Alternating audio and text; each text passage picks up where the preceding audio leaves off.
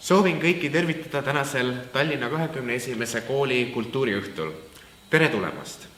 Ürituse nimi on küll kultuuriõhtu, kuid täna alustame oma esimest koosviibimist veidikene teistsuguse teemaga. Välispoliitika. Võib ju küsida isegi õigustatult, et mis õieti on see korrelatsioon välispoliitika ja kultuuri vahel. Etturiteks, ratsudeks, odadeks, vankriteks, lippudeks ja kuningateks malelaual, mida nimetame välispoliitikaks, on riigid ja nende inimesed. Kõigil oma ainulaadne kultuuriruum. See vahest abstraktne ning peidetud mõiste on rahvusvahelises suhtluses määrav tegur. Käsi, mis liigutabki malenuppe.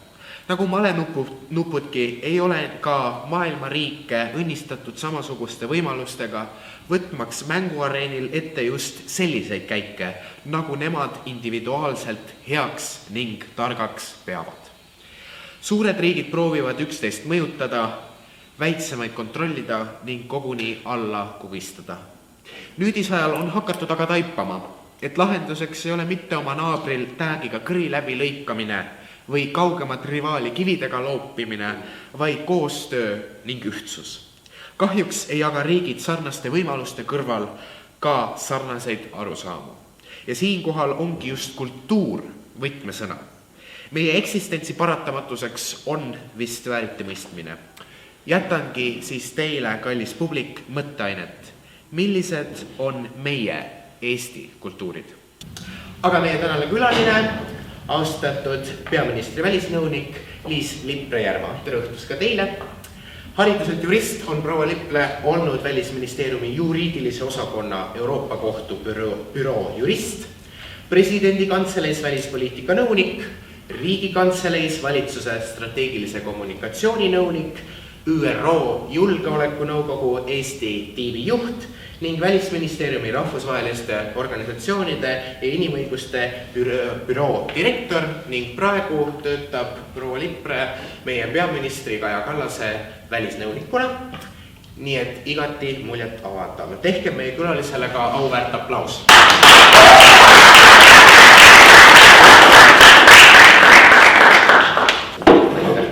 Kuna mõne liigub, siis täiendame, et Liis Lippre on Tallinna 21. kooli õpilasesinduse president.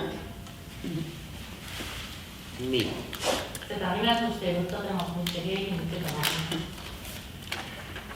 Nii, meie arutelu täna õhtul ei saa me üle ega ümber, ei alt vasakult ega paremalt mööduda ka Ukrainast. Täiemahuline genotsiidisõda Ukrainas on kestnud ligikaudu 7 kuud ning kui enamikule meist on selle katalüsaator selgem kui seebivesi, siis mitte kõik siin Eestis kui ka maailmas laiemalt ei jaga sellest tegelikult ühest arusaama. Kui jälgida, alustagem siis sõja põhjuste mõtestamisega. Kui jälgida Vene riigimeediat, näiteks Kisseljovi, Solovjovi ja teiste saateid, siis jääb sealt kajama mõte või arusaam, et Ukraina ei ole tegelikult iseseisvuse vääriline, et Ukrainale tuleb kätte maksta ja ta kaardilt ka minema pühkida. Siia juurde vaataksime ka nii-öelda tõestusmaterjali. Нужно все-таки какая-то ясность в политическом решении украинского вопроса. Но надо признать, на мой взгляд, что украинский народ существует. Это первое, надо признать.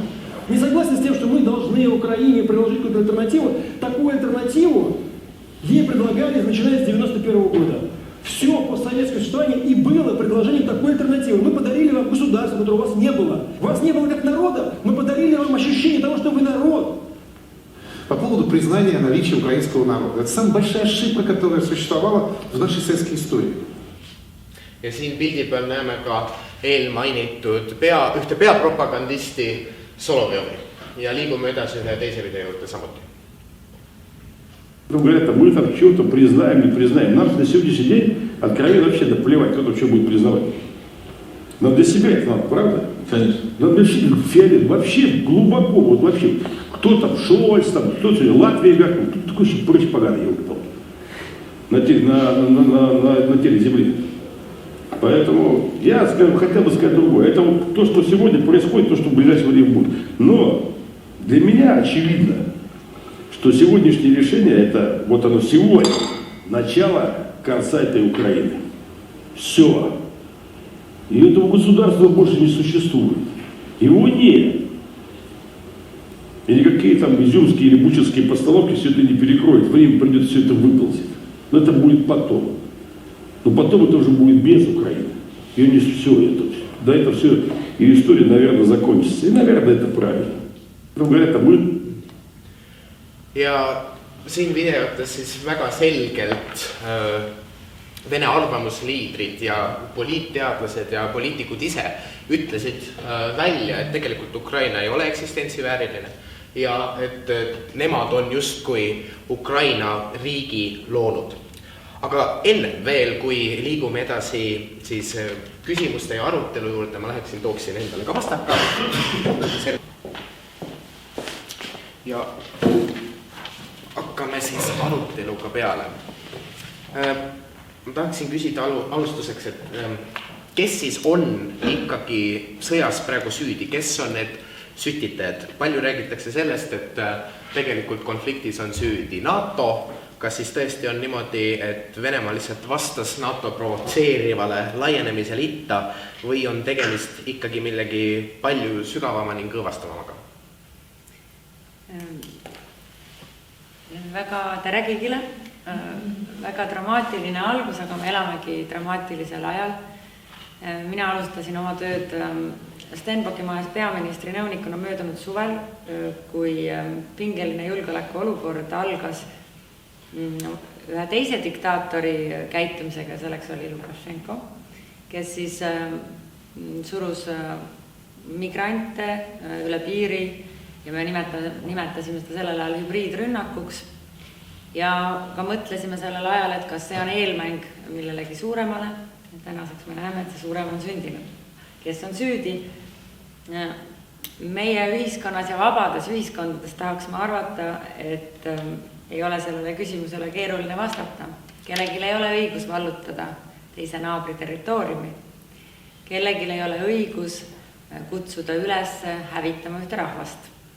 Selleks ei ole vaja ettekäänet või ei ole võimalik öelda, et keegi teine on sellises rängas kuriteos süüdi, et täna siin ekraanil me nägime sõnakasutust, mis kutsus üles Ukrainat hävitama, rahvast hävitama.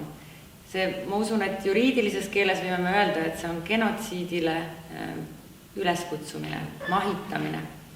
Kunagi Aafrikas Rwandas toimus genotsiid ja ma mäletan, et kohus hiljem mõistis süüdi ühe raadiodiskori genotsiidile õhutamises just nimelt põhjusel, et ta raadioeetris kutsus üles siis ühtne etnilist gruppi hävitama ja teineteist mõrvama.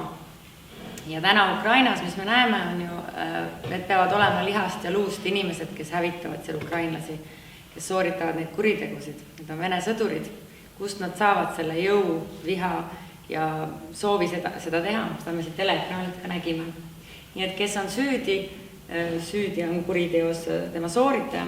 Sinu küsimuse teine osa oli, et kas me oleme kuidagi julgustanud seda kurjategijat selliseid massimõrvasid sooritama. Ja siin tuleks mõelda seda, et mis siis võiks olla see asjaolu, mis Vene režiimi tagasi oleks hoidnud. Sa viskasid õhku NATO laienemise. Ma tean, et on mõtlekoolkond politoloogide seas, kes ütlevad, et NATO laienemine itta, sealhulgas see, et Eesti on NATO liige, on üks põhjus, miks Putin sooritab täna võimalik, et genotsiidi Ukraina rahvaga. Mina ei jaga seda arvamust. Vastupidi. Õnneks, et NATO on laienenud ja need miljonid inimesed, kes NATO vihmavarju all täna elavad, võivad elada rahulikult. Sellepärast, et NATO on organisatsioon, kaitseallianss, mis heidutab Putinit. Miks ta täna Ukrainat hävitab? Sellepärast, et ta teab, et Ukrainal niisuguseid julgeoleku garantiisid, nagu NATO seda pakub, ei ole. Nii et ma olen veendunud seisukohal, et siin me ei saa vaadata peeglisse ja öelda, et me oleme süüdi, me võime vaadata peeglisse ja öelda, et kas me vaba maailm oleksime pidanud olema jõulisemad siis, kui juba Putin haaras maid Gruusias 2008, Krimmi 2014 Donbassi. Kas meie reaktsioon, vaba maailma riikide reaktsioon sellel ajal, kas see oli piisav, et saata signaal sellele agressorile ja massimõrvarile, et ära mitte mõtlegi kaugemale liikuda? Kahjuks see signaal ei olnud piisav.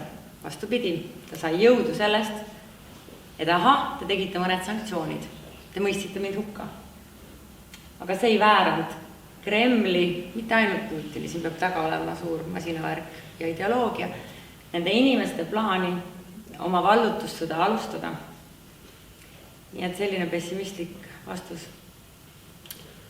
Nagu me nägime ka siis videolindilt, siis kasutati väga sellist karmi keelt, just nimetati seda Ukraina küsimuseks.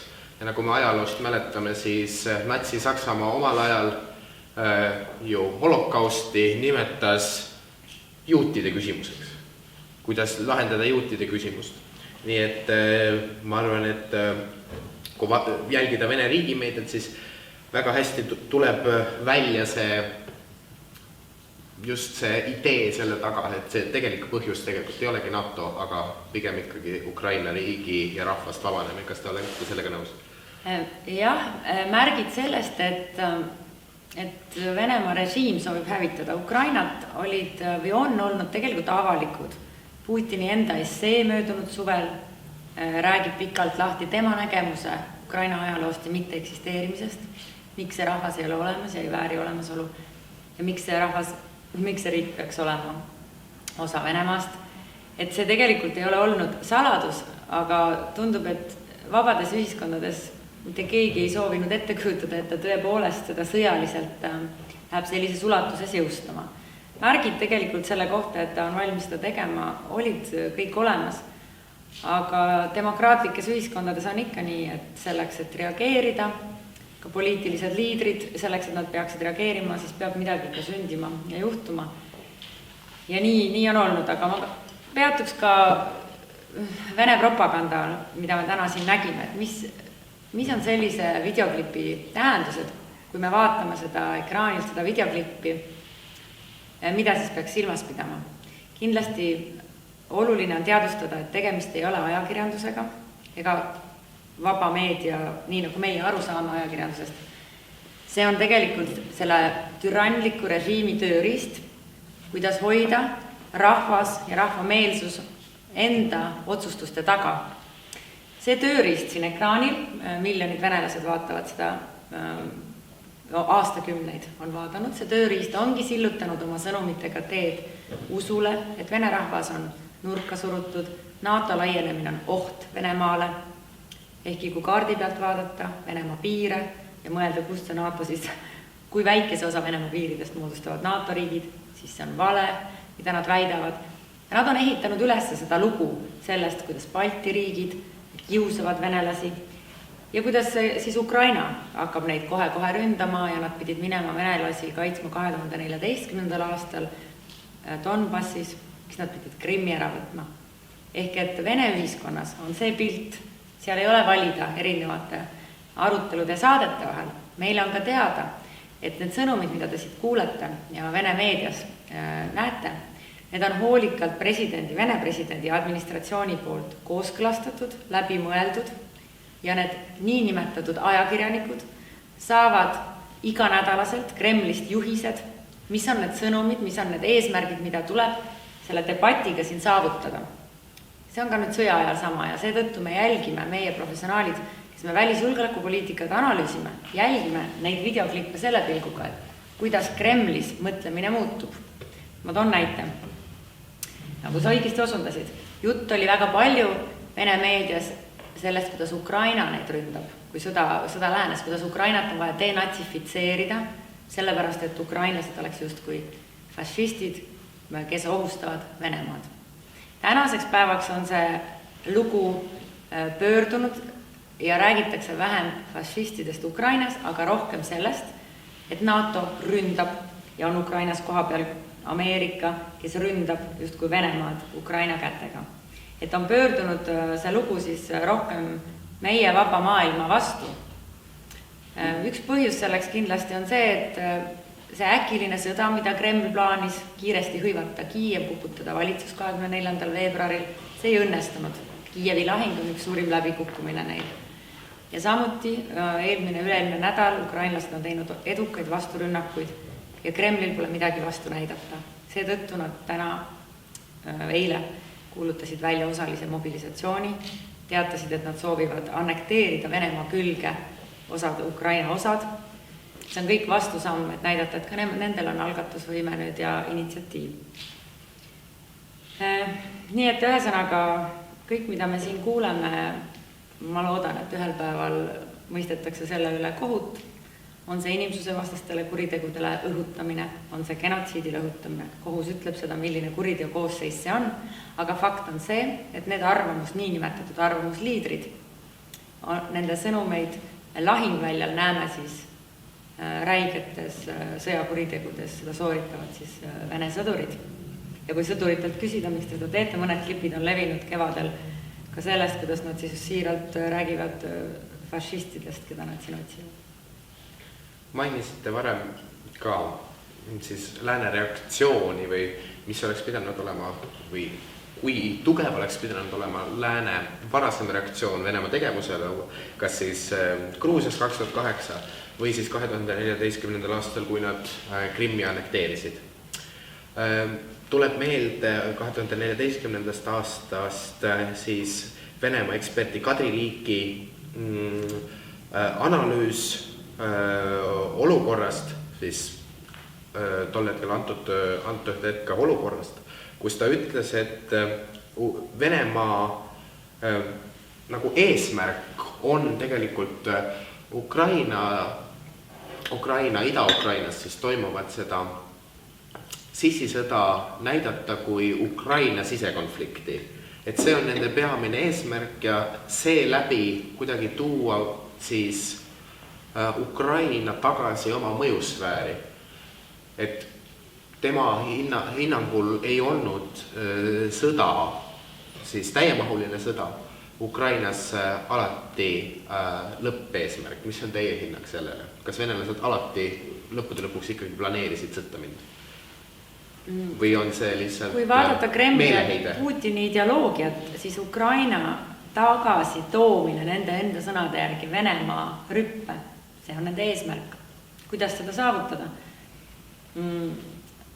Ma arvaks, et see on olnud pikk plaan ja selle plaani teostumine lihtsalt, see plaan sai alguse juba tükk aega tagasi, 2014 aasta oli selle etenduse üks vaatus ja 24. veebruaril sellel aastal me nägime järgmist vaatust. Nii et tegelikult ma arvan, et see 2014 sillutas teed sellele pikemale strateegilisele eesmärkile. Ja seda on ka Venemaa analüütikud isegi analüüsinud, et Putini ja teiste tema ümberolijate seisukohtadest, et kui nad eitavad Ukraina eksistentsi, siis mis on selle alternatiiv nende vaatest. Ja oluline on silmas pidada, et see, mis eriti segas ja võib-olla sundis Ukraina vallutamist ette võtma, on ka ju Ukraina valitsuse seisukohad. See on demokraatlik riik, mida üks diktaator kõige rohkem kardab. Ta kardab, et ta ei suuda hoida oma võimu, sest tal ei ole valimisi selliseid nagu demokraatias. Ta kardab, et tema võimu ohustab kas rahulolematu rahvas, sellepärast on ta kohal, kui Lukašenko vastased meeleavaldused toimusid Valgevenes.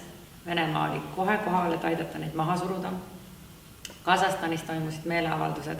Venemaa oli oma erivägedega 48 tunniga kohal seal. See on üks suurim hirm Putinil. Ja Ukraina liikus tema mõjusfäärist, see tähendab siis autoritaarsest, diktaatorlikust ideoloogiat toetavast ühiskonnast.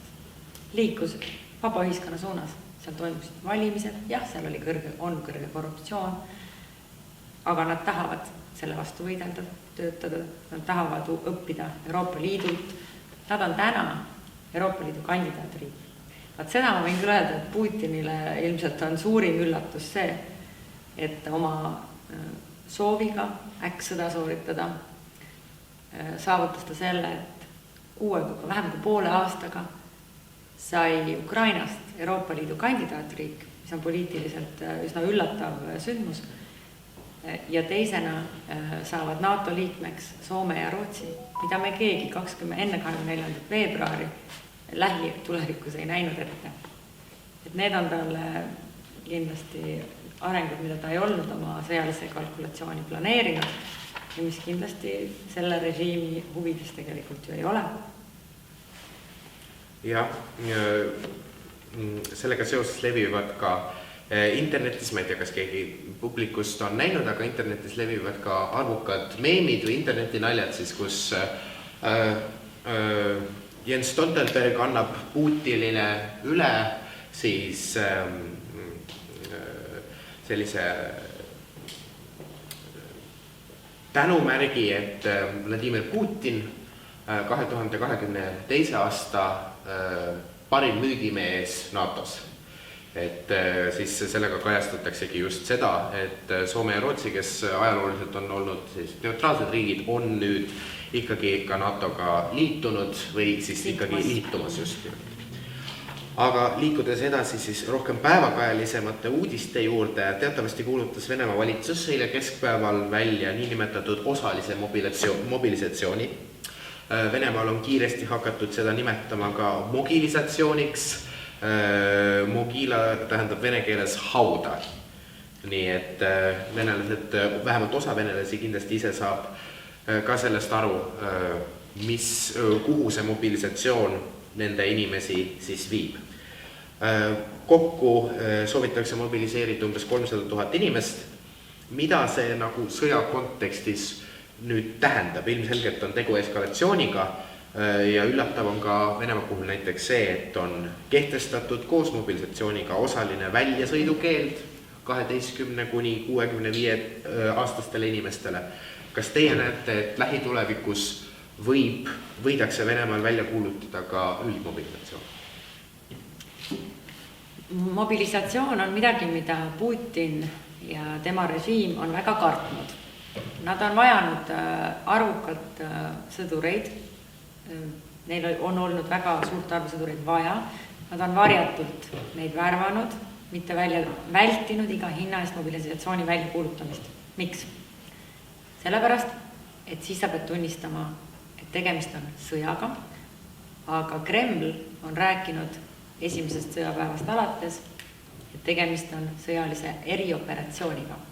See viitab asjaolule, et eesmärk oli asi saavutada kiirelt ja kähku, Zelenski kukutada, oma võim püsti panna Kiievis ja selleks ei olekski olnud vaja ju vallutada Ukraina territooriumit. Kui sa vallutad pealinna ja saavutad seal oma valitsuse, kelle sa ametisse saad panna, siis sa oledki saavutanud selle, et see riik, nii nagu me täna näeme Valgevene näol, kus Lukašenko on tegelikult mõni inimene ütleb ka de facto juba annekteeritud tema riik Venemaaga.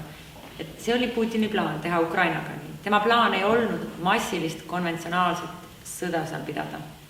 Seega, mis me näeme sellest nüüd, et on mobilisatsioon toimunud? See on vastus olukorrale, et ukrainlased on saavutanud edu lahingtandri rohkem, kui Venemaa seda ette nägi. Uudistest olete näinud, nad on Venemaa pidanud taganema. Nad ei ole oma vastulööki veel andnud, see on esimene vastulöök Putini sõnavõtt, kus ta siis teatas millest. Osaline mobilisatsioon selleks, et rahvast siis, eks ole, ilmselt rahustada ja mitte hirmutada, et kõik pojad, vennad, abikasad peavad minema relva alla. Ja teiseks, tal on päriselt vaja neid inimesi sinna sõjatandrile, sellepärast, et tal ei lähe lahingväljal nii, nagu ta on plaaninud. Aga teine, mis ta tegi, mis vastulöök, ta ähvardas kuumarelva kasutada. Väga äärmiselt ohtlik samm. Ja miks ta seda teeb? Miks ta ähvardab niimoodi? Ukrainlaste pealetung tuleb kuidagi peatada. Tal ei ole piisavalt endal täna seda kahuriliha, kellega tänasel päeval teha otsustav pealetung vastu. Millega ta soovib, siis kuidas ta soovib peatada seda pealetungi? Ta soovib halvata meid siin vabades ühiskondades, et me ei toetaks enam Ukrainat, me ei saadaks sinna relvi, sest me kardaks näiteks tuumasõda. See on tema kalkulatsioon, hirmutamine on üks tema sõjalise strateegia osa, hirmutamine, lääne avalikuste ja poliitikute hirmutamine, sest ta saab väga hästi aru, et see vaba maailm, kes täna Ukraina taga on, seal taga on ju ka kogu rahvas, kes toetab neid liidreid, kes on teinud väga ajaloolisi otsusi saata Ukrainale tohutus koguses relvi. Täna on olukord selline, et meil on vaja veel rohkem relvaabi neile saata, et nad saaks ennast kaitsta ja tagasi võtta oma territooriumid. Ja see oli nüüd siis Putini poolt samm lootuses, et ta oma hirmutamisega siis halvab meie otsused, et me ei julge saata enam nii palju relvi, sest me ei taha tuumasõda. Aga küsime vastu, kas tema tahab tuumasõda. Ma ei ole selles kindel. Mainisime juba siin ka tuumasõda, siis Vladimir Putini väljaütlemine kõlas siis selliselt. Kui meie riigi territoriaalne terviklikkus on ohus, siis Venemaa ja oma rahva kaitsmiseks kasutame kõiki vahendeid, mis meil on. See pole bluff. Meie kodumaa territoriaalne terviklikkus, iseseisvus tagatakse kõigi vahenditega. Need, kes üritavad meid tuumarelvaga šantažeerida, peaksid teadma, et tuuled võivad pöörduda nende suunas. Seesuguse avalduse siis tegi Putin, kui ta osalise mobilisatsiooni välja kuulutas. Venemaa on, nagu me teame varasemaltki, teisi riike tuumarelvadega ähvardanud. Kurikuurus Kisseljov, siis samuti üks riigi esipropagandistidest, keda ma enne mainisin, ähvardas Vene riigi siis televisioonisaates Suurbritannia saarestikku muuta radioaktiivseks mereks. President Biden kutsus seepeale ÜRO-d üles Venemaad seesuguste ähvarduste eest vastutusele võtma. Varemgi on olnud selliseid üleskutseid Venemaad ÜRO siseselt sanktsioneerida. Teie kui keegi, kes on ÜRO-s töötanud, siis mis on need konkreetsed meetmed, mida Venemaa vastu ÜRO-s saab rakendada? Kas Venemaa vetoõigust saab ära võtta? Mis on need sammud, mida näiteks president Biden silmas pidas? ÜRO loodi moel, et Venemaa on julgeolekunõukogu alaline liige, mis tähendab seda, et need 15 riiki, kes julgeolekunõukogusse kuuluvad, nemad saavad, nendest 5 on alalist liiget ja need 5 alalist liiget saavad otsuseid halvata, seda kutsutakse vetoõiguks. Nad saavad kukutada läbi otsused ja kuna Venemaa on üks nendest 5, siis ÜRO poole julgeolekunõukogu kontekstis me vaadata täna ei saa, et nad Venemaad peale sõnalise korrale kutsumise, et nad midagi enamat saaksid teha. ÜRO on ka maailma riikide parlament. ÜRO Peaassamblees on kõik maailma riigid. Peaassamblee võtab vastu otsuseid, mis on poliitiliselt siduvad ja poliitilised signaalid.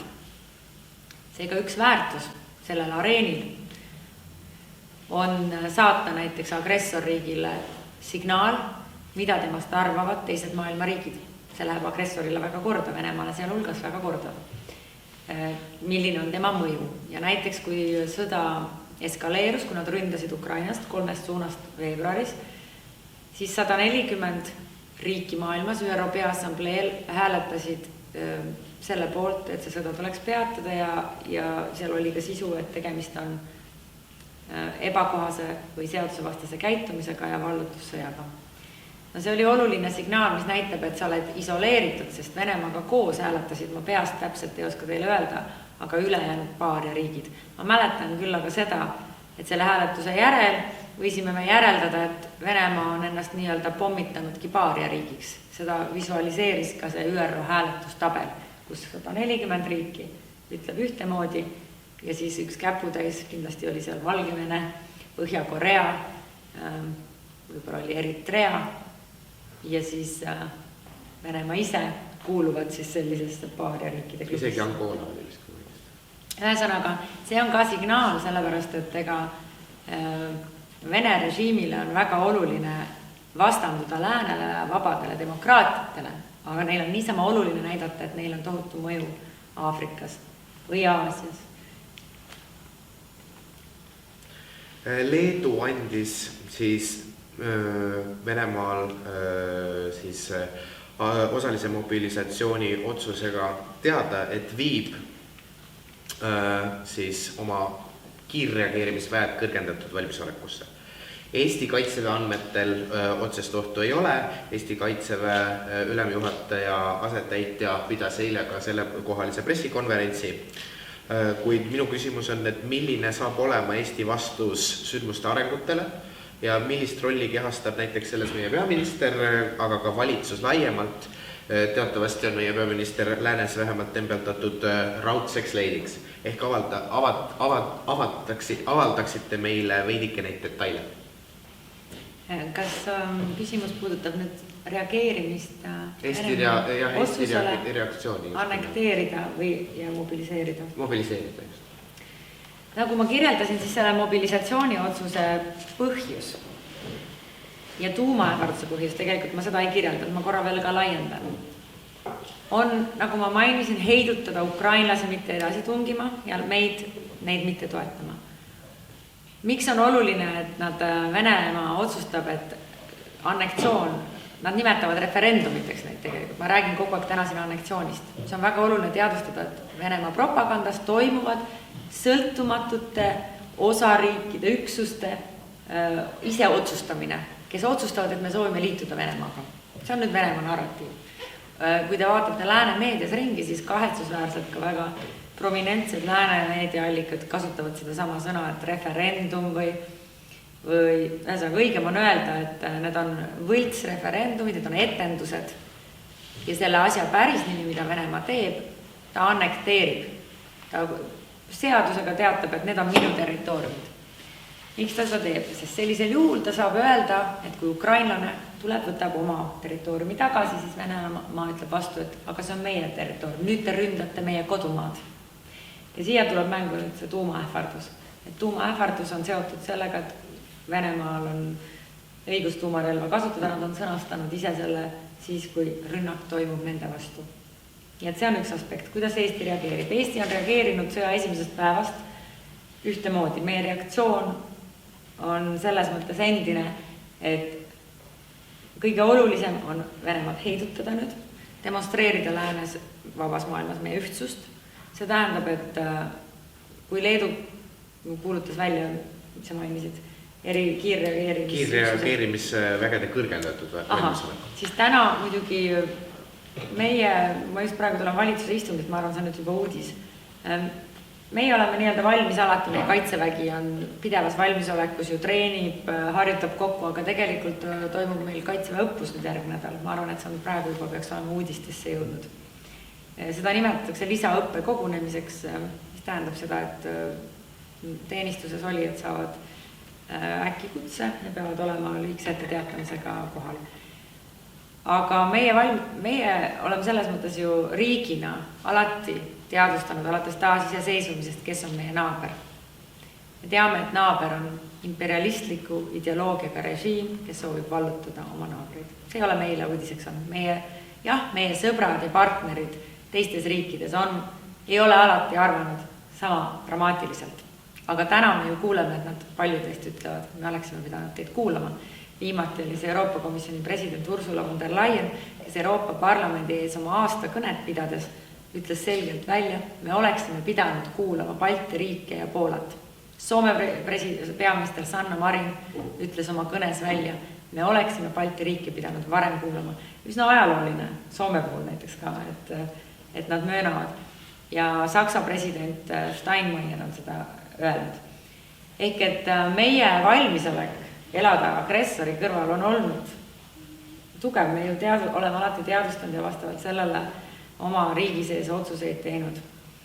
Ja ma arvan, et täna, mida me nägime eskalatsioonina või eile, siis Putini poolt, loomulikult see tähendab, me peame olema veelgi valvsamad, aga töötama veelgi lähedamalt oma partneritega, oma liitlastega, selgitamaks ka neile, kuidas me asju näeme, kuidas see surve sellele Vene režiimile, majanduslik surve, Venemaa isoleerimine rahvusvahelisest suhtlusest, see peab jätkuma veel suurema hooga selle otsuse najal. Teiseks, sõjaline abi, see peab jätkuma veel intensiivsemalt Ukraina suunal. Siin ei ole valikut täna astuda sammu või kahte tagasi. See on meie sõnum väljapoole. Ja kolmandaks, sõjakuriteod, mis toimuvad. Kõik tuleb talletada, tõendid salvestada, rahvusvahelist koostööd teha ühel päeval, need kuriteod. Rahvusvaheline kriminaalkohus peab neid uurima, ohvritele tuleb kompenseerida ja ka agressorriik Venemaa varem või hiljem tuleb võtta vastutusele, et ka selline õiglus tuleb seada jalule. See saab olema väga äärmiselt keeruline, aga need on need sõnumid mida me ütleme, mille suunas me töötame. Sanktsioone tuleb tugevdada, meil on veel ruumi mängida Venemaa suunalise sanktsioonidega. Eesmärk on see sõjamasin ära kuivatada, nii et ta ei suuda taastada oma sõjalist jõudu, ta ei suuda oma tööstust taastada. Et need on need sammud, mis meie enda julgeolekut tugevdavad, kui me ühiselt Euroopa Liidus selliseid otsuseid suudame vastu võtta edasi. Mainisime juba natuke ka Soomet ning selle osalise mobilisatsiooni tõttu siis Soome välisministeeriumi hinnangul soovib üha rohkem sõjaväekohuslastest venelasi riigist lahkuda. Soome võis küll öelda seda, et Euroopa ja ka lääneriigid oleksid pidanud varasemalt Balti riike rohkem kuulama, kuid Soome ei ole kaasa tulnud Balti riikide ja Poola ühtse sammuga mitte lubada turistiviisadega venelasi üle oma piiri. Ja arvestades praegust olukorda saab Soome ilmselt olema just see koht, kust paljud venelased hakkavad piiri ületama. Soome viitab antud sammuga mitte liitumisel sellele, et see ei oleks nende põhiseadusega kooskõlas ning paljud läänes on samuti kritiseerinud siis Balti riikide ja Poola otsust, väites, et see ei ole kooskõlas Euroopa erinevate seadustega. Kas tõepoolest on siis toimunud Balti riikide ja Poola poolt mingisugune seaduse eiramine või sellest möödavaatamine just Euroopa seaduse kontekstis? Kõigepealt viimased uudised. Soome on oma meelt muutmas ja ühe helikiirusel seadusandlust kohendamas, et piir kinni panna turistidele Venemaalt. On toimunud muutus. Seadusandlusest. Kui sõda laienes pärast veebruari, siis kas nädal pärast 24. ma eksin, võib-olla 10 päeva, pani Euroopa Liit ühise otsusega kinni lennuliikluse Venemaaga. Äärmiselt pretsedenditu otsus, väga jõuline otsus, mõjutas kõiki Venemaal vahetult. Nad ei saanud enam mugavalt lennata, pidid ringiga, kaarega. Siis oli Venemaal COVID-piirangud, sealt välja inimesi ei reisinud kuni juuni lõpuni. Mis hakkas toimuma see suvi? Massiline turism, aga kuidas saada Euroopa Liitu? Ja need olid põhilised piirikohad, kuidas saada, olid Soome, Eesti ja Läti. Kolm riiki, kust siis tuli tuhandete ja tuhandete viisi kodanikke. Sellises olukorras iga riik, kelle piiri taga on selline mass agressoriigi kodanikke, peab mõtlema, kuidas ta Schengeni ala või ka kogu iseenda turvalisust, kuidas ta seda siis tagab. Ja eelkõige oli see julgeoleku kaalutlus, mille pärast me istusime oma sõpradega ja ka Euroopa Liidu sees riikidega maha, et selgitada sellises olukorras. Meil on sõda, meil on agressor piiri taga, kes sõdib meist 2000 kilomeetri kaugusel. Et me ei saa lubada need elanikke massiliselt tulla veetma oma puhkust Euroopas. Julgeoleku argument, kes tulevad üle piiri, need massid, aga ka moraalne argument. Ja selle kaalutlusega Euroopa Liidu välisministrid istusid laua taga. Nende argumentidega mööndi, et sellel seltskonnal riikidel 3 Balti riiki ja Poola on õigus liikuda oma riigi ise otsustusõigusega edasi. Euroopa Liit iga riigi julgeoleku argumente ju see ei ole tema kompetentsis. Riigi piir ja tema julgeolek on iga üksiku riigi enda suveräänne otsustuskoht. Kui küsimus on Euroopa Liidu seadusandluses, siis seda, kui keegi leiab, et see on vastuolus Euroopa Liidu seadusandlusega, siis on õigus algatada menetlus, selleks on Euroopa Komisjon, kes seda hindab. Ma võin kinnitada, et meie ametnikud on ka suhelnud komisjoniga enne, kui me selle otsuse tegime, konsulteerinud, selgitanud sellist erakorralist olukorda, mis meie piiri taha tekkis. Ja meil oli kindel arusaam, et ühiselt me teeme iga riik siis oma seadusandluse piires teeb õige otsuse. Teavitasime neist oma liitlasi siis ja teisi liikmesriike ja tegelikult möönis ka Euroopa Komisjon avalikult pärast välisministrite kohtumist, et selline õigus liikmesriigil on. See, miks Soome ei tulnud kaasa sellel aja hetkel, Soome valis teistsuguse tee, teised meetmed, Soome soov oli, et kõik liikmesriigid otsustaksid ühiselt, ka selle nimel me teeme tööd. See on iga riigi oma vaba valik. Tänaseks päevaks me näeme, et ka Soome hindas ohte nüüd ümber, sellepärast, et nad ilmselt ka kaaluvad olukorda, et kui meil on Venemaal mobilisatsioon osaline ja mõned inimesed soovivad selle eest näiteks pageda, siis meie piirid on kinni. Aga üks piir, mis on kõige lähemal lahti, on Soome piir. See võis olla kaalutlus ka. Aga laias pildis sellelt suhtumiselt, et miks on oluline turism peatada Venemaalt, et ma arvan, on meil Soome peaministri sõnade kaudu, meil on täiesti sama arusaam. Soome peaminister pidas kõne Euroopa Parlamendis, kus ta samamoodi, nagu ka meie riigijuhid on selgitanud, see ei ole moraalselt aktsepteeritav, et agressorriigi kodanikud saavad rahvalt reisida ja tegelikult on vaja, et omal nahal tunnevad ka Venemaa kodanikud seda, et nende riik on sõjas, et nende riigijuhtide tõttu tapetakse ühte rahvust täna maha. Putini režiim on soovinud seda varjata, selleks ta siis kasutas ka sõna sõjaline erioperatsioon. Selleks ta on püüdnud vältida sõna mobilisatsioon, kuulutada välja mobilisatsiooni, sest sõna mobilisatsioon tähendab juba, et me oleme sõjas. Ja nüüdseks oleme me jõudnud sinna, kus seda varjata enam ei ole võimalik. Ja me näeme märke sotsiaalmeediast vähemasti, nagu ma olen näinud, et tegelikult loomulikult Vene rahvas, nad ei ole rõõmsad, nad ei soovi saata oma vendi poegi lahingusse, kes see sooviks. Aga traagika siin tegelikult on selles minu enda jaoks väga valus vaadata, et täna ma näen neid protestimas seal neid osasid venelasi. Aga ma ei näinud protestimas neid siis, kui tulid ilmsiks massihauad Butšas, Izjumis, kõik need koletud massikuriteod. Me ei ole näinud Venemaal suuri proteste. Võib öelda, et Venemaal on keeruline protestida, satud kohe vangi. Aga Euroopas on 100 000 venemaalasi elamas vabades ühiskondades.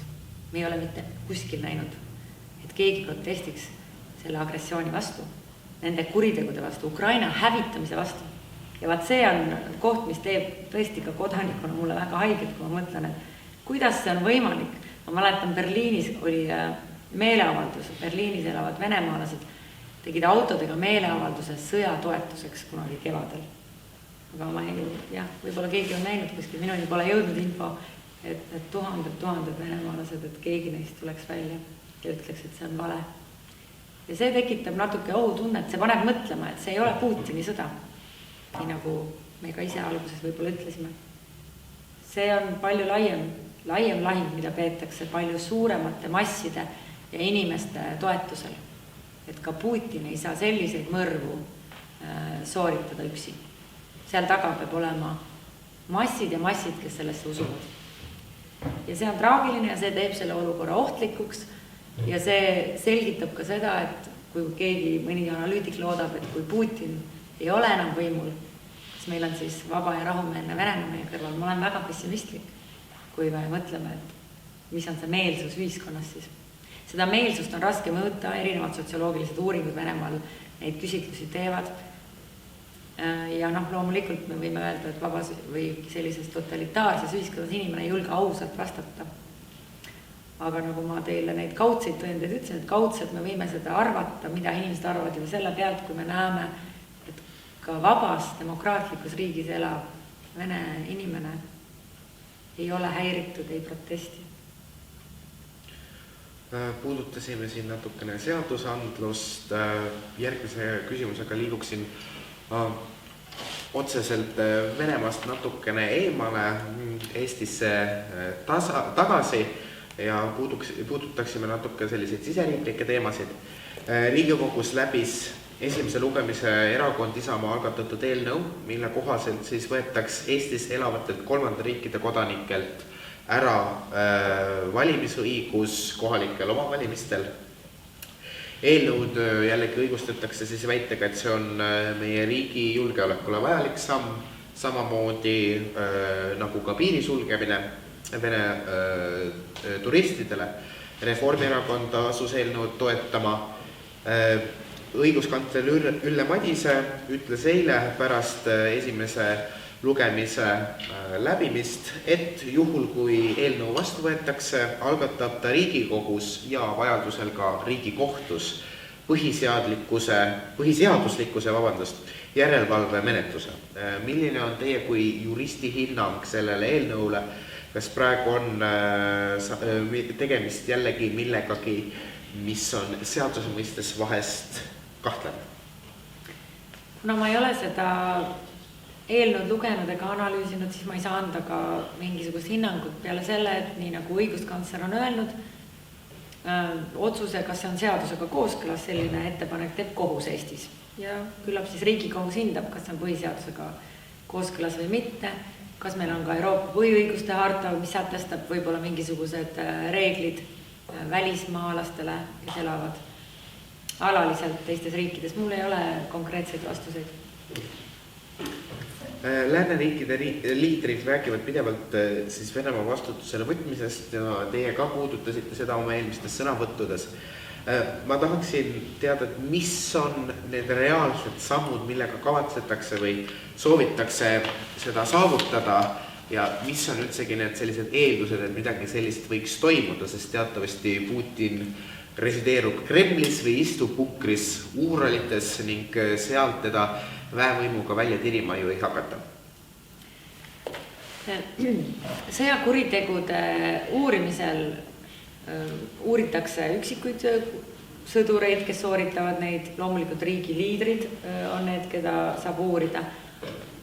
Mulle teadaolevalt hetkel Rahvusvaheline kriminaalkohus, Ukraina võimud ise, Eesti prokuratuur on algatanud sõjakuritegude uurimise. Kõik teevad siis oma tööd, et tuvastada siis konkreetne isik ja siduda selle isiku tegu ohvriga. See on tohutult mahukas kriminaalne protsess. See on käimasolev praegu. Ukrainas koha peal on Rahvusvahelise kriminaalkohtu uurijad ja Ukraina ise uurib ja nagu ma mainisin Eestile, lisaks on teised riigid. See on üks protsess. Teine protsess on agressiooni eest vastutusele võtta ja siin on küsimus, kas me võtame vastutusele Venemaa kui riik või me võtame üksiku isiku ala Putin, Šoigu ja nii edasi. Loomulikult on keeruline mõelda täna olukorda, et meil oleks võimalik arreteerida Putin, aga meil on võimalik mõista kohut ju riigi üle nende tõendite alusel, mis on. Ukrainlased ise soovivad ÜROs vastu võtta mõnda resolutsiooni, mis siis looks tribunali. Selleks, et julgeolekunõukogu seda teeks, ei ole võimalust, sest Venemaa on selle vastu. Ja assamblee saab anda poliitilise suunise ja tõugata tagant siis seda otsust, et näiteks riigid, kes arvavad ühtemoodi, näiteks tribunali võiksid luua. Neid on erinevaid viise siis, kuidas seda ja kas luua, et see on väga tehniline keerukas teema, aga laias pildis see taandub sellele, kas meil on piisav hulk neid riike, kes panevad seljad kokku ja ütlevad, et teeme ühiselt siis tribunali ja kus see võiks olla, kas asub näiteks Ukrainas, kus on kõige lähem tõenditele. Neid vastuseid täna veel ei ole. Oluline on, et poliitilisel tasemel teadvustataks, et tegemist on olukorraga, kus toimuvad inimsuse vastased kuriteod peaaegu täiesti kindlalt. Genotsiid võimalik, et poliitikud, see on juba samm edasi, kui me ütleme välja, et sellised asjad toimuvad, et sealt edasi järgnevad siis need sammud, et tõendid talletatakse, sest tõendid saab talletada väga-väga pikka aega. Et neid siis sobival ajal kasutuse võtta, aga nagu ma ütlesin, juba menetlused käivad nii Ukrainas kui... Ja miks on oluline? Üks asi on õiglus, aga teine asi on, et kompenseerida ohvritele midagi. Selleks on sageli vaja kohtu otsust enne. Selleks, et saaksid reparatsioone nõuda Venemaalt. Meil on ju arutelud, et kas osa külmutatud venemaalaste varast tuleks kasutada ukrainlastele kompensatsiooni või reparatsiooni maksmiseks. Et need on kõik keerulised juriidilis-tehnilised küsimused lisaks poliitilisele otsuse kohale. Aga need on need teemad, millega me peame ka tegelema samal ajal, kui käib sõda. Kes peaks Venemaal siis veel vastutust kandma? Et kas ainult kollektiivne Putin, kui räägime siin Šoigud, Gerassimovid ja nii edasi, või tuleks roimarite ja kaasaitajate ringi veelgi laiendada ja pean siin silmas just seda näiteks Vene riigimeediat ja neid esipropagandiste? See on juba kohtu otsus, et seda mina siin öelda ei oska, ma oskasin ainult tuua paralleeli, et ka genotsiidile õhutamine on kuritegu, et sa ei pea sooritama näiteks genotsiidi. Et seetõttu see näide, jah, ma ütlen välja, need on kuritegelikud sammud, mida me siin ekraanil nägime, selliste sellistele mõrvadele ja hävitustöödele õhutamine. Aga seda peab otsustama kohus. Rääkisime natuke juba sanktsioonidest, mainisite seda, et sanktsioone oleks veel vaja, et meil on veel mänguruumi. Missuguseid sanktsioone oleks Venemaale veel tarvis? Mainin ka seda, et Kadri Liik on varasemalt öelnud, et Ameerika Ühendriikide ja Euroopa Liidu sanktsioonipakettides on olnud teatav dissonants ning et Ühendriikide sanktsioonid on olnud liialt üldised, mis on andnud Venemaale siis võimaluse neist mööda minna. Kuidas on lugu praeguste sanktsioonipakettidega, kas näiteks Euroopa Liidu ja Ameerika Ühendriikide sanktsioonipakettides on teatav selline suurem koostöö? Ma tehnilisi detaile tõesti ise väga hästi ei tea, selleks on meil sajad ja sajad spetsialistid Euroopa Liidus ja Eestis vähem, aga laias laastus käivad nii ameeriklaste kui Euroopa Liidu sanktsioonid ikkagi ühte jalga. G7 on niisugune tööstusriikide liit, kes omavahel väga palju neid küsimusi koordineerib ja arutab läbi. Ja praegu on arutelu all nafta piirhinna kehtestamine, et Venemaa oma nafta müügi eest maailmaturule saaks mingi kindla, madalama summa, ehk et sellega me vähendame Vene riigi eelarvesse oluliselt sissetulekuid. Jällegi vähem raha selleks, et sõjamasinat ülal pidada, sõjarelvi juurde toota, oma sõdureid varustada. Energiakandjad on need, millest Vene riigi eelarve koosneb kõige rohkem sissetulek. Nii et energia vallas on palju tööd teha. Miks ei saa üleöö neid otsuseid pole saanud teha?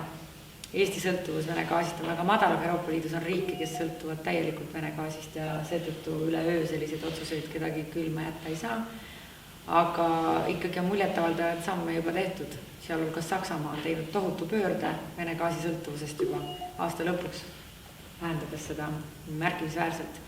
Et energia vallas siis on läbirääkimised, et mis saaks veel sanktsioonidega, kuidas pitsitada. Kinnisvara omamine Euroopa Liidus näiteks on üks näide, kus on arutelu alla võimalik võtta küsimus, et Vene kodanikel ei oleks võimalik omada kinnisvara. Viisa, täna siis meie oleme pannud kinni oma piirid, aga tegelikult meil on veel arutada oma partneritega, et ka nemad enam ei väljastaks turismiviisasid. Et selliseid, ma mõtlen kohe peast, kohe ei tule ette, et mis meie see mänguruum meil on, aga koordineeritud ameeriklastega neid asju on arutatud ja see, kui palju sanktsioone on juba tegelikult Venemaa suunal tehtud, see on ajaloo kõige suurimad sanktsioonipaketid, selliseid asju ei ole tehtud ajaloos varem. Nii et see on muljetavaldav, selle mõju lihtsalt tuleb alles pikema ajaga. Esimesed märgid väidetavalt on ikkagi juba olemas, et poed on tühjemad, oma tööstust ülalpidada on raskem, varuosasid ei ole autoehituses, lennutööstuses, samamoodi sõjanduses ilmselt kiipe, kus sa saad siis kiipe, võetakse kuskilt külmkappide küljest midagi monteeritakse lahti, kuulsin mul kuskilt sõnavõtust. Et see on siis samm-sammuline protsess, et seda majandust suruda sellel režiimil moel, et selle režiimi kurjus ei saa laieneda, sest tal ei ole lihtsalt raha, et rahastada oma vallutuspoliitikaid. Ütlesite varem, et teie ei ole nii optimistlik selle suhtes, et kui Putin näiteks võimust ilma jääb, et üldine meelestatus või olukord Venemaal paraneb. Eelmise nädala Välisilmas võttis sõna endine Ameerika Ühendriikide kolmetähekindral Ben Hodges, kes on praegu töötab ühe mõttekoja analüütikuna ning tema arvates lähima 5 aasta perspektiivis Vene riik kui tervik tegelikult kokku variseb. Tema arvates ei ole siin küsimus ainult võimuvahetuses, aga ka riigi kokkuvarisemiseks. Kui tõenäoliseks teie seda peate?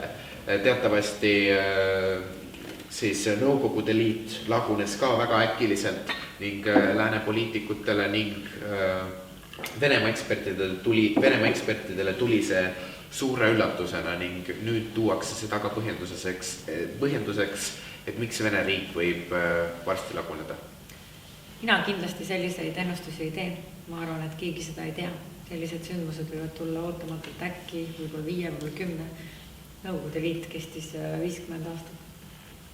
Et ma ei oska ennustada. Mida me oskame või millele me peame keskenduma on see, et seda režiimi tuleb isoleerida, see on pikaaegne poliitika. Me ka oma sõpradele, kellel ei ole piiri Venemaaga, kelle ohutaju on erinenud varasemalt, peame ka seda siis selgitama. Tänaseks me oleme üha enam samal meelel. Miks on oluline väga pikaajaliselt näiteks sanktsioonipoliitikat viljeleda? Sellepärast, et see mõju ongi pikaajaline. Samm-sammuline töö ka Nõukogude Liit ju urnus majanduslikult pikaajaliselt. See oli pikk protsess. Nii et mul ei ole vastust, et mis ma arvan. Ma isegi ei soovi seda ennustust pakkuda. Ma optimistlik ei ole põhjusel, et Venemaa on ju tühjaks jooksnud headest, helgetest peadest, suurepärastest ajakirjanikest ja see jätkub. 100 000 on lahkunud alates sõja algusest sealt. Et kes on need inimesed, kes seal seda riiki toetaksid või ennast liidrina saaksid üldse näha. Et see on keeruline. See on väga keeruline, kui riigis on toimunud sellised sündmused, et need igasugused vabaduse kraanid on nii kinni keeratud, et inimesed, kes ihkavad vabalt mõelda ja olla, nende jaoks on seal elu välja kannatamatu. Ennustamine tõepoolest on üks väga tänamatu tegevus. Mainisite varem seda, et Ukraina on nüüd Euroopa Liidu kandidaadiriik ning see kindlasti Vene juhtkonda ning Putinit vihastab. See valguses on laialt arutatud seda, et Ukraina võiks kiirkorras Euroopa Liiduga liituda. Kas see on midagi, millega me peaksime praegu tegelema? Mis on selle mõtte poolt ning vastuargumendid ning kas kiirkorras liitumine võiks tegelikult Euroopa institutsioonide legitiimsust õõnestada? Väga targalt püstitatud küsimus, sellepärast, et see on küsimus, mida ka mitmed liikmesriigid oma vahel arutavad.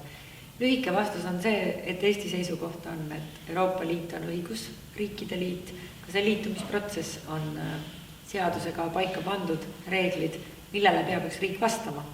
Kiirkorras liitumine tähendaks just, kui sa hüppad ju siis üle mingitest nõuetest, sest Kopenhaageni kriteeriumid, mis on ette nähtud riigile, kes on küps, et liituda, me oleme seisukohal, need on täitmiseks. Seega Eesti kindlasti ei ole advokaat kiirkorralisele liitumisele. Kiirelt toimus kandidaadiks saamine. Siit edasi ongi järgmised etapid, et on vaja alustada läbirääkimistega. Euroopa Komisjon hakkab mõõtma edusamme, reformiprotsessi, mida Ukraina teeb. Ja meie oleme siin seda meelt, et kõik need reeglid tuleb Ukrainal loomulikult täita. See on pikk ja raske teekond, nii nagu Eestilgi oli muuta oma seadusandlust, aga ka mentaliteeti, mõtteviisi, sest paberilt sai muuda ainult. Nii et minu vastus on, et kiirkorras ei toimu midagi. Ukrainlased on saanud suurepärase otsuse, mis on neile võiks just olla lootus ja majakased, kui nad pingutavad ja loodetavasti sõjatandril oma vaprusega suudavad edasi edu näidata, siis paralleelselt liiguvad nad ka edasi lähenedes meile. Ja tegelikult see protsess on ju oluline, et nad ju ehitavad üles osasid piirkondi, mis on sõjas kannatada saanud. Nad ehitavad ennast ka ühiskonnana üles, nad on ju katki täitsa, iga pere on kaotanud kellegi, see sõjatrauma on seal tohutu, et ei ole illusiooni, et see võtab kaua aega, aga sellele ülesehitamisel neil on sõbrad. Need oleme meie, Euroopa Liit, me anname nõu, me oma näite najal saame innustada neid. Miks on see hea, et need reeglid on tüütud, bürokraatia on tüütu, aga tulemuseks on meil vaba ühiskond, kus on majanduslik kasv olnud ka Eesti ajaloomates meil ju pretsedenditu. Jah, on raskusi, jah, ei ole kõik ideaalne, aga loodame, et see on just kui majakas neile, mis sellel keerulisel teekonnal inspireerib neid oma valima vaba ühiskonna suund ja mitte autoritaarne, korrupteerunud oligarhia täisviis. Kui me räägime siin Euroopast ja Euroopa seadustest, mainisite Kopenhaageni kriteeriumit, siis hiljuti tuli Euroopast otsus, et üks meie siis liikmesriikidest, nimelt Ungari, ei ole enam täielikult demokraatlik riik. Milline on Eesti suhtumine Ungarisse?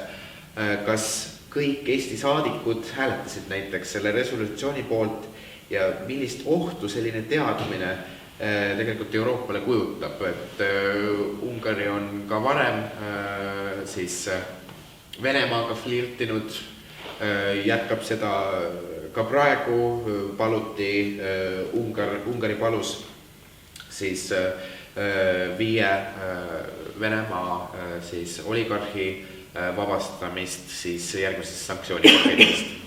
Et millist ohtu selline teadmine Euroopale kujutab? See otsus, millele sa osundad, oli minu teada Euroopa Parlamendi resolutsioon. Ma ei tea täpselt, kuidas meie saadikud hääletasid. See on jällegi soovituslik ja poliitiline deklaratiivne otsus. Liikmesriikide laua taga. Ungari on liitlane, ta on NATO liikmesriik. Tema lennukid lendavad Ämaris, valvavad meie õhuruumi. See on väga oluline aspekt. Teine aspekt. Jah, me arvame erinevalt, kuidas suhtuma peaks venelaste agressiooni. See on avalikult teada, oleme seda neile rääkinud, et meil on teine arvamus, oma meelehärmi avaldan. Aga selle juures on fakt see, et Ungari on kõikide sanktsioonide kehtestamisega paadis. Nad on otsustanud Venemaa vastu kehtestada samamoodi sanktsioonid, nagu kõik teised Euroopa Liidu liikmesriigid. Sest sanktsioonide kehtestamise otsus Euroopa Liidus on liikmesriikide ühel häälel otsus. Nii et olukord on selline, et arvamused on erinevad, aga loeb see, mis on tegudes siis tõlgitud ühiste tegudes. Täna Euroopa Liidu ühistes tegudes on Ungari pardal. Loodame, et see jätkub ka edaspidisest, sanktsioonid vajavad uuendamist, tugevdamist.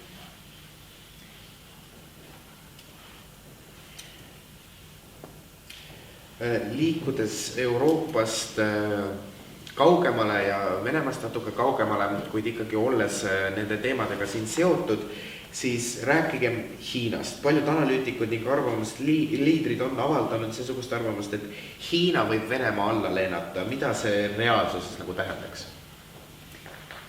No ilmselt on peetud silmas seda, et Hiina poliitiline ja majanduslik võim on sedavõrd suur, et Venemaa on Hiina kõrval siiski kääbus. Ja Hiina huvi on kindlasti oma mõjusfääris hoida Venemaad, Venemaa maavarasid saada, Venemaaga kaubandussuhteid hoida endale sobivas suunas. Ja loomulikult on nad ka, kui analüüsida nende ühist käitumist ÜROs, on nad mitmes asjas sama meelt autoritaarsete režiimidega. Nii et kas alla neelata, see on võib-olla kaunis kujund, aga fakt on see, et ka Eesti on Hiinale väljendanud meelehärmi, et Hiina ei ole üheselt ja selgehäälselt hukka mõistnud Ukraina vastast sõda Venemaa poolt. Kuivõrd suures sõltuvuses Venemaa Hiinast praegu on? Kasvavalt põhjusel, et Venemaa energiaturg on ju ära kadunud, mis puudutab demokraatlikke riike. Aasta lõpuks on tal Euroopa Liidu turg kahanenud imepisikeseks. Ta peab ümber orienteeruma toru kaudu liikuv gaas, mis on tema suurim tuluallikas. Seda üleöö, seda kui toru Hiinasse ehitada ei saa. See võtab aastaid aega. Seega Venemaa otseses huvis on leida omale uued turud. Kas Hiina, kui Venemaa satub järjest suuremasse sõltuvusse Hiinast, kas Hiinal tekib ka mingisugune võimalus Venemaa juhtkonda siis mõjutada ja mingisuguseid hoobasid tõmmata? Seda ma spekuleerida ei oska, aga nii nagu ka tavalises elus on ka riikide vahel nii, et sõltuvused loovad haavatavusi. Kui sa sõltud kellestki ülemäära palju, siis sa oled haavatav. Sest kui see jalgealune ära kaob, see sõltuvussuhe, või kui see, kellest sa sõltud, käitub sinuga halvasti või muutub tema meelsus, siis oled sa väga täbaras olukorras. Riikidega juhtus samamoodi. Saksamaa ja Nord Streami gaasijuhe. Saksamaa ehitas oma energiapoliitika ülesse see autoritaarsele Venemaale. Eesti ja teised riigid oli hääl, kes seda kogu aeg meelde tuletas. Et see ei ole tark poliitika lähtuda majanduslikust huvist, sest sõltuvus võib teha haiget ja sõltuvus tegi nüüd haiget. Ja nüüdseks siis Saksamaa on ka teinud suure pöörde ja mitmed teised riigid on möönud samamoodi, et Venemaast ennast sõltuvaks seada näiteks ei saa. Aga sama kehtib ka ju Hiina kohta. Et Saksamaa välisminister ütles ettevõtjatele esinedes äsja, pidas ühe kõne neile, Anna-Lena Baerbock, väga julge ja sõnaselge poliitik, mis puudutab Vene agressiooni eriti, möönis, kui haiget on Saksamaa endale teinud, kui kulukaks on neile läinud see majanduslik suhe Venemaaga. Ja ta ei maininud minu teada sõnaselgelt Hiinat, aga ütles, et sellest tuleb õppida, et mitte ehitada üles uusi sõltuvusi. Saksamaa ettevõtjad on väga palju seotud ka Hiinaga. Nii et see Vene agressioon on tegelikult pannud mõtlema väga palju laiemaid kõiki meid, et kõiki riike, Eesti on seda alati ju teadnud, et mida tähendab siis majanduse ülesehitamine selliste režiimide ja autoritaarsete riikidega. Ja kas mitte pole turvalisem, et me loome omavahel, nii nagu selleks ongi ju loodud Euroopa Liit. Selleks Euroopa Liit on ju ka sünnitatud, et ei toimuks selliste režiimide vahelisi sõdu, nagu oli Prantsusmaa ja Saksamaa vahel, et politoloogias levib ka üks uuringusuund, mis ju väidab, et rahumeelsed demokraatlikud riigid omavahel ei sõdi ja see aitab kaasa rahu hoidmisele maailmas. Et sõltuvust, nagu me oleme Euroopa Liidus omavahel ehitanud ühise turu näol ja ühiste poliitiliste suhete ajal, need sellised sõltuvused meile siis haiget ei tee, sest me olemegi, ja selleks on oluline, et me oleme kokku leppinud, me oleme õigusriikide liit. Meil on demokraatia, meie võimud ja valitsused vahetuvad. Äärmiselt oluline.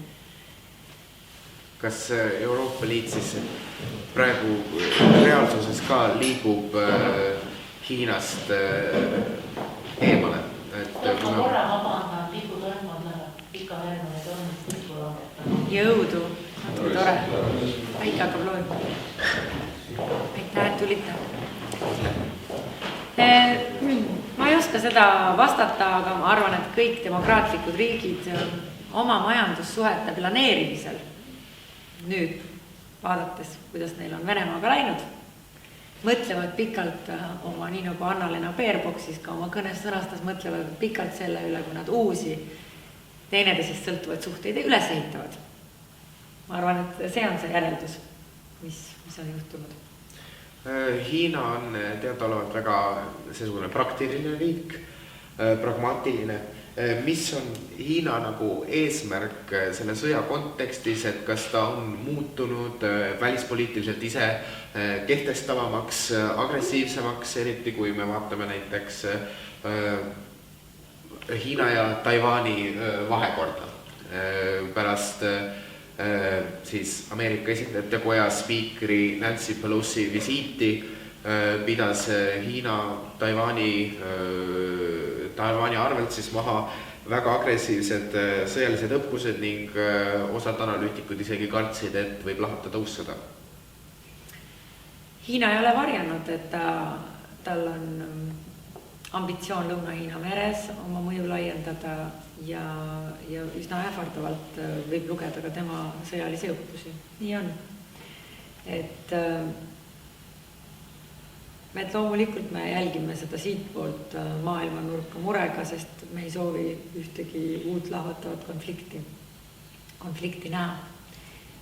Nii et see on ka Eesti seisukoht, et loodame, et kõik pooled on seal vastutustundlikud ja ühtegi sõjalise jõu kasutamist me ei pea seal nägema.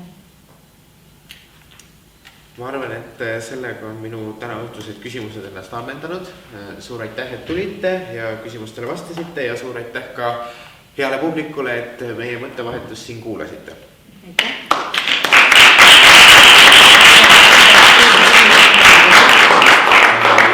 Nüüd ongi just paras aeg siis ka selleks, et publik saaks oma küsimusi esitada meie heale külalisele, et kui kellelgi juhtub olema. Jaksu on jäänud.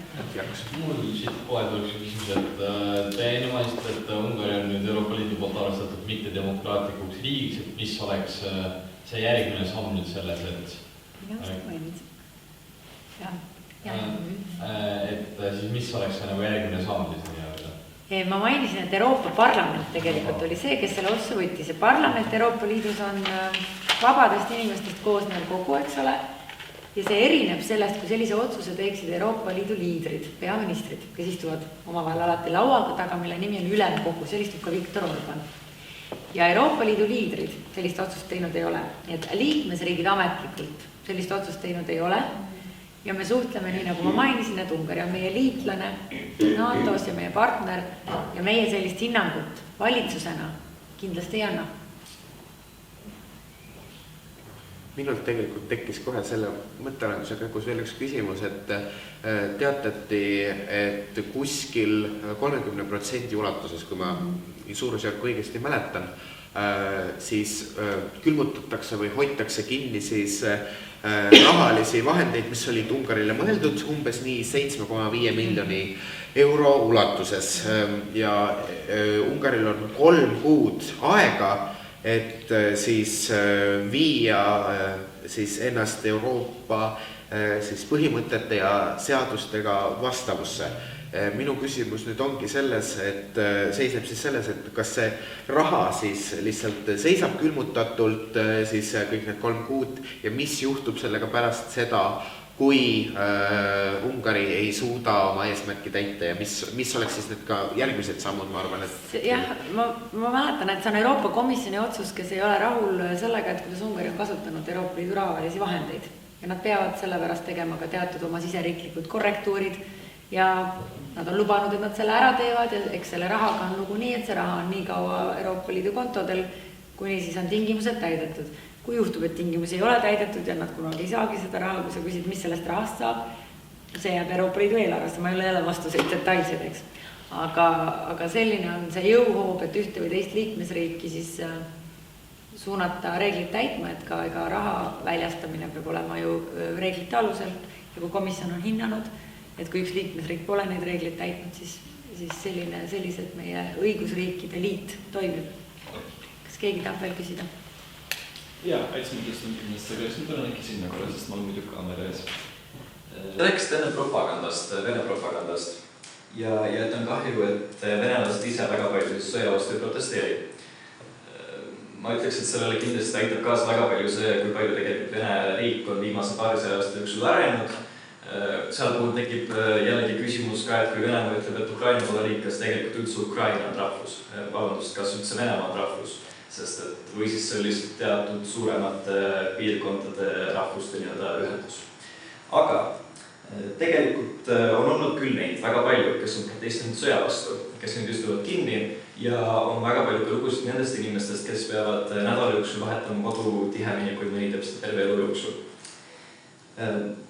On väga palju neid ja nüüd kuna on ka sellised mobilisatsioon, on palju suuremas ohus need inimesed, kes üldse tegelikult seda ei minna ja tekib palju rohkem sellist soovi Venemaalt ära minna.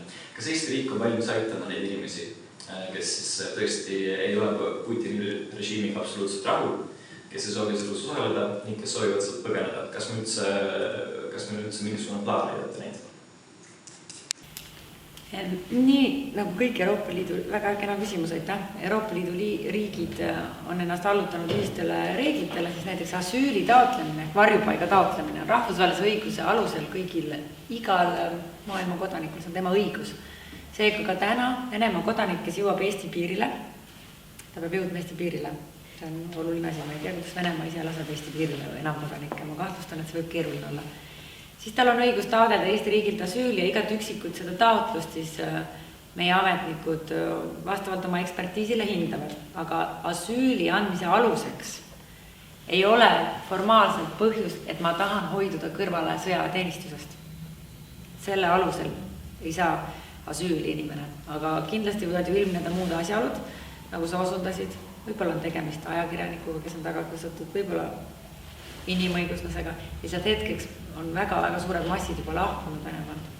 Ma täpsustan, et ma protestidega täiesti nõus, protestid juba 2010 olid suuremad tänavatel Venemaal protestid. Et Putin on ju järjepidevalt tagant seda oma režiim, et ei saaks, et inimesed ei julgeks tulla tänavale. Aga minu see osundus puudutas rohkem 100 000, kes elavad Euroopa Liidus. tohutu arv vene inimesi elab Euroopa Liidus. Ma rohkem osundasin sellele, et nendes ühiskondades on täielik vabadus ju teha häält. Ja me ei kuule seda häält, nende inimeste häält. Aga sõja alguses oli ka neid väga palju, näiteks Saksamaal konkreetselt, ma olid viimased aastaid Saksamaal elasid ja seal Hamburgis oli ikka päris mitme tuhande inimesega protest, kus oli Vene kodanike. Rõõm kuulda, et oli seal protestis. Sellised on olnud küll, aga lihtsalt võib-olla jah, siis natukene väiksemaks jäänud. Ja. Ja siis, mis sa veel küsisid, propaganda?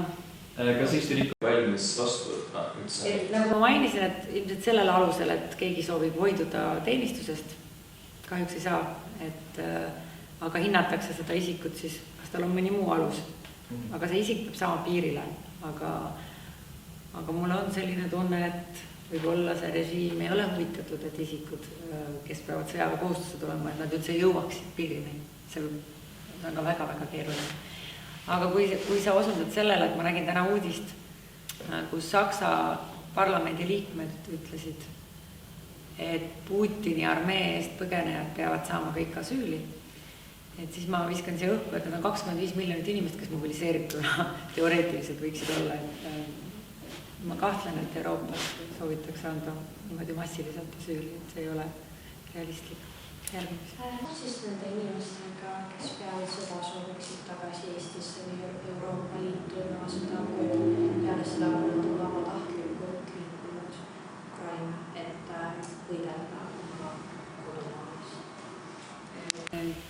Keda sa nüüd silmas pead? No neid inimesi, neid sõdureid, kes on nüüd mobilisatsioonil liikunud Venemaale või siis Ukraina vaatame, et sõdima Ukraina vastu siis? Jaa, mis juhtub? Venemaa kodanikud? Jah. Või kes on sündinud Venemaa kodakondsus. Ja sa küsid, et mis saab siis, kui nad on seal ära sõdinud, naasevad tagasi koju näiteks Peterburi ja sa küsid, et kas nad saavad siis liikuda Euroopasse. Ma ei oska arvata, aga kui selgub, et nad on sooritanud, nad on osalised ju agressioonikuriteos. On võimalik, et hinnatakse kohtus, et nad on ju sõjakurjategijad. Ma ei oska niimoodi konkreetselt vastata, aga mis me seni Vene armee käitumisest oleme näinud, mida? Taktika on hävitada tavalisi inimesi, eks ole, sõjataktika Venemaal, seda nad on viljelenud ka Süürias, tavalisi maju, haiglaid rünnata, hirmutamise taktika, nende sõjataktika, eks ole, elanikkonna seas tekitada terrorit ja paanikat, et see on sõjakuritegu, tahtlikult rünnata tavalisi kodanikke on sõjakuritegu.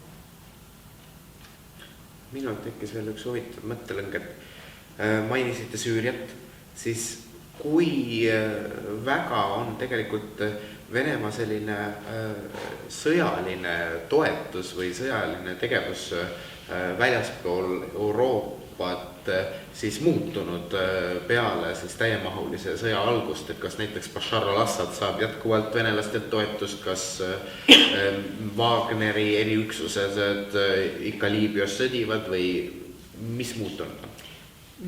Seda teavad kindlasti meie luureanalüütikud ja seda infot minul siin jagamiseks niimoodi ei ole.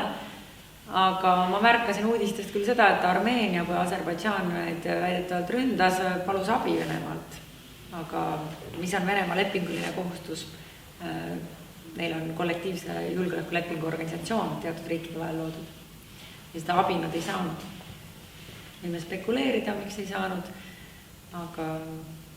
Aga küllap märgid viitavad, et Venemaa fookus on täna ainult Ukrainas on nende jaks praegu ja jõud koondatud, aga sest see mastaap seal on ikkagi tohutu, selle frondi need 1000 kilomeetrid.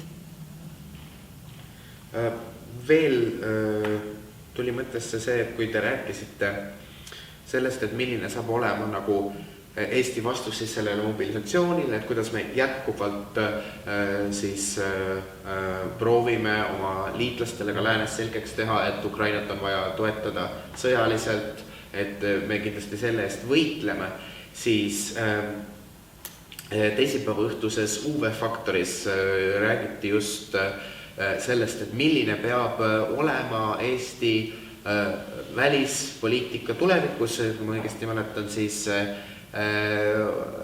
stuudios olid Kristi Raik ja Karmo Tüür ja ja David Sevjov ning üks kultuuriekspert, kelle nime ma kahjuks ei mäleta, ning Karmo Töör ütles seesuguse huvitava mõtte, et venelastele tuleb selgeks teha või venelastele tuleb kommunikeerida seda, et asi ei ole etnoses, asi ei ole keeles, et asi on riigis. Et kuidas me nagu venelastele selle selgeks teeme, et nemad kui rahvus ei ole meie vihkamise objekt, kuidas me neile kommunikeerime seda, et vahest leida endale venelaste poolt siis ka poolehoidu, ka nendel venelastelt, kes on Euroopas ja võib-olla on sellisel kahtleval seisukohal veel. Ma arvan, me peamegi väga selgelt ütlema, et ka näiteks viisade piiramine ja turismiviisa. Et siin ei ole küsimus, et milline on üks või teine venelane. Küsimus on selles, et see võim hävitab täna massiliselt inimesi, naisi, lapsi, vägistab. See on pöörane, mis seal kõik toimub, need kuriteod. Ja meil ei ole palju hoobasid, et seda peatada. Ja seetõttu me peame lihtsalt vastama kõigi arsenaldega, mis on vähegi võimalik, et pitsitada seda režiimi. Ja kui see režiim toetub mingisuguse kitsa kontingendi toel, sellepärast, et nagu ma enne mainisin, ega ükski diktaator ikkagi päris üksi ei saa ka pööraseid tegusid teha, tal on vaja ju kas või kõik need 100 000 sõdurid, nende pered, emad, kus on need sõdurite emad, et me peame ju kuidagi jõudma, et nende inimesteni peab jõudma see info üldse, et nad on sõjas. Tegelikult ju, nagu ma mainisin, Vene režiim soovis ju varjata selle sõja mastaapsust ja nüüd on siiski pidanud möönma, et toimub sõda. Et see on väga traagiline ja keeruline olukord, et loomulikult ma loodan, et see sõna, mul ei ole retsepti, aga võib-olla see ongi üks sõnum, et me peame alati selgitama, et milliseid kannatusi me võrdleme ja täna ikkagi ei ole võrreldav ühegi venemaalase kannatus sellega, mis täna toimub Ukrainas. Mitte midagi ei ole teha, need on võrreldamatud kategooriad. Kas see selgitamine on olnud piisav praegu sajad? Me ju ei jõua ka oma vene inimest, tähendab oma naaberriigi kodanikeni, sest režiim on ju sulgenud kanalid. Just, aga kui me mõtleme me seda... Me ei jõua oma sõnaga ju isegi kohale. Just sinna küll mitte, aga kui me mõtleme just neid venelasi, kes elavad Euroopas, need 100 000, et küll on olnud proteste, nagu ka mainiti, aga et ikkagi nad ei ole suuremahuliselt välja tulnud. Et kas nendeni oleme jõudnud? Aga ma ei tea, kas ma tahan uskuda, et kõigil neil on ju võimalik, meil on ju vaba infoväli ja need koledused, mis minu ekraanile jõuavad, need videod, need salvestused, mida me kuulame ka vene sõdurite kõnedest oma naistega, mis jutt sealt tuleb, mis Solovjov räägib, see on meile kõigil ju kättesaadav. Ma tahaks uskuda, et siit saab iga inimene ju ise järeldused teha, aga loomulikult ka liidrid peavad ju selgitama neid otsuseid, miks ühtesid või teisi otsuseid on tehtud, et ma möönan, et ka see peab olema selgitatud. Ma arvan, et see viisade piiramise poliitika on üks hea näide, et see on põhjustanud väga palju frustratsiooni meie sõprade venelaste seas, et see on olnud väga keeruline selgitada, et miks me oleme pidanud haarama nüüd sellise hoova, et sellepärast, et need õudused ainult kasvavad, jätkuvad ja me lihtsalt peame ka ise oma hoobasid siis rikastama, midagi ei ole teha, survet kasvatama. Aga ma juhin tähelepanu, et 7 kuud on olnud piir lahti, eks ole, 7 kuud on saanud lahkuda Venemaalt alates sõja algusest, see on pikk aeg. Selle 7 kuu jooksul on tegelikult ju ikkagi need, kes ilmselt on suutnud ka ennast läbi murda sellest tsensuurimüürist ja võib-olla on saanud lisainfoallikaid, ka nendeni ilmselt jõudnud see info, mis toimub, sest need numbrid massiliselt lahkuvatest, Venemaalt lahkuvatest väga helgetest peadest, need on ju tegelikult tohutud. Kas keegi tahab veel küsida? Ma olen päris kaua rääkinud Eesti väsinud juba. Ja, et põhimõtteliselt nagu me oleme nii vareminevikus kui ka praegu näeme, et korduvalt on Venemaa murdnud oma lubadusi ja pole allunud siis allkirjastatud lepingutele, et kuidas me saame võib-olla nagu tulevikus veenduda, et kui mingile kompromissile jõutakse, et neid saab usaldada. Väga õige küsimus, see on ka meie sõnum meie sõpradele, lääne pool alati, et me ei saagi usaldada neid ja seetõttu on väga ohtlik, kui keegi tänasel päeval hakkab väljaspoolt survestama ukrainlasi Venemaaga midagi kokku leppima, sellepärast, et see kokkuleppe suure tõenäosusega ei pea, me oleme seda näinud läbi ajaloo, sest see riik tänase võimu struktuur seal ei soosi ühegi sõna pidamist.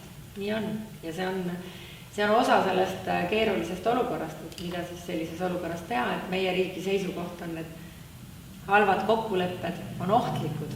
See loob olukorra, et see, kes tahab, eks ole, kellel on see imperialistlik ambitsioon sellel riigil, kui ta väljub sellest sõjast rikkamana, maatükkide võrra rikkamana, siis see ainult kasvatab tema isu.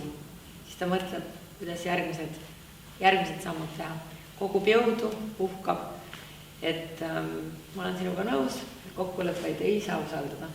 Sellepärast tulebki suruda, anda ukrainlastele nii palju jõudu, et nad saaksid oma maa tagasi endale ja suretada seda masinavärki majanduslikus mõttes niimoodi välja, et me ise sinna raha sisse ei saada Venemaale. Halvad asjad. Kas keegi tahab veel?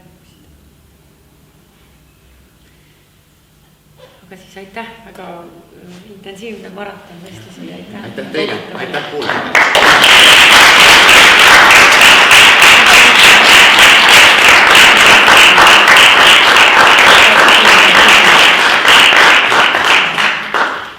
Meil on külalisena väike auhind või tänutäheks selline meene. Nii. Suur aitäh teile.